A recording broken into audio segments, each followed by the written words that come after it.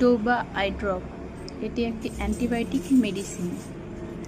এটির মধ্যে টোব্রামাইসিন রয়েছে 0.3%।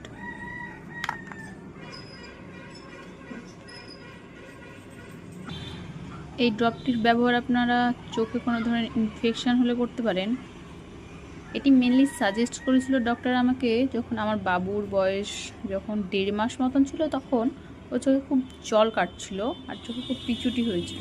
এই কারণে এটি ডক্টর আমাকে সাজেস্ট করেছিল। দেখুন,